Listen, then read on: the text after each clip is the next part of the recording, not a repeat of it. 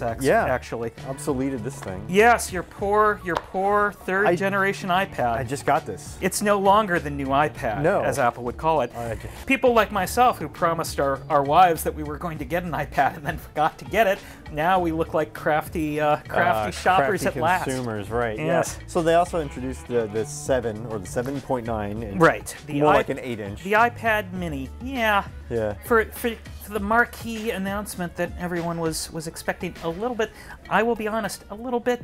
A little lame. Well, I wouldn't lame. No, a little lame. You Well, could say it's a little lame. I'm surprised it's $329. Yeah, the price point, I think, is something that took a lot of people by surprise. I think It's huge. many people were expecting like maybe $75 cheaper, $250. I thought $250 more for sure. competitive with the likes of your Kindle Fires and your Kindle Fire, your Nexus 7s, right? They're all $199. Right. Is the entry point for those things, and for 16 gigs as well. So it's not like they're giving you more. Apple made a big deal about how it's a much nicer tablet, and I'm sure that'll be fine. And I'm sure they'll sell a whole bunch of these because hey, it's a cheaper iPad. It is definitely a cheaper iPad, and people want cheaper iPads. Our friend and colleague Chris Breen drew the comparison to the iPod Nano, which was, when it was first introduced, a little bit pricey. At $250, Apple would have sold like.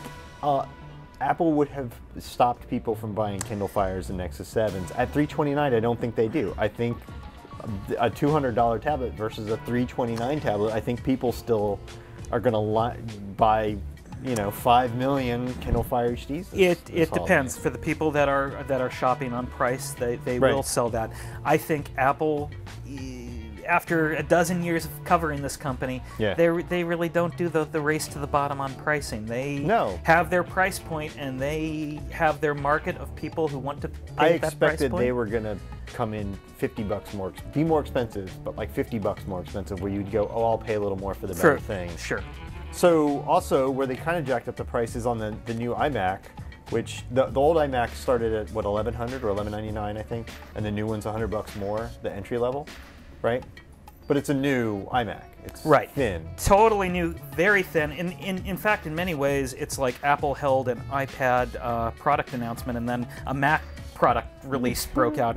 Because really, it is. The iMac, to me, was the most eye-catching of the announcements because, my goodness, that iMac looks like it needs to eat a sandwich or two. In a way, for the viewer at home might look and say, here is the old iMac, sort of pleasingly plump, but, getting a little long in the tooth, hadn't been updated since May 2011. Here's the new thin iMac. Look at that.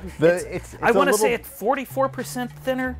8 pounds lighter, well, my goodness. All right, so 44% on the edge. Yeah. It really balloons up in the middle. Well, and the back, because you have to get those parts in there somewhere. But they have good parts. It's a full Ivy Bridge Core i7s, Kepler NVIDIA GPUs, GeForce 640s, which would play any modern game. So they didn't leave out those Mac gamers, which I was worried that they did. They did leave out those Mac gamers on the new MacBook. I was really disappointed by that. The 13-inch MacBook.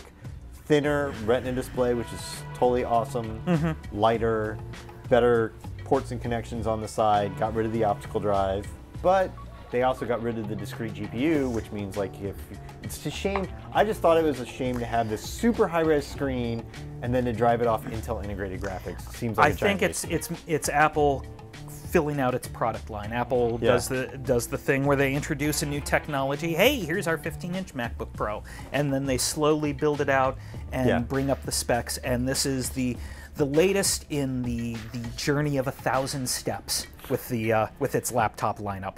Of course, Mac Mini also introduced today. Not as eye-catching, looks the same except for the USB 3.0 ports. And if you can lot of them, 4 of them, yeah. Yeah, 4 of them. That back of that thing is just loaded with ports. Yes, but otherwise looks about the same as your older version. The true beauty lies within, as so many things in life, with the faster Core i5 and Core i7 processor for the more storage, for the more expensive one. Yeah, I think that product, when Intel releases new chips next year, that version of that product is going to be a killer home theater PC. The much more powerful graphics coming in Intel's next generation of chips, and when you stuff those in a little $600 box, that's going to be awesome. Sure, I'd love buying one of those. And of course, new versions of iBooks and iBooks Author, as all of us were surely anticipating and hoping for. Well, you know, really busy day, lots to cover, lots to get back to. Yeah. I got to get back to work. I will catch you on the flip side. All right. And this is basically worthless now.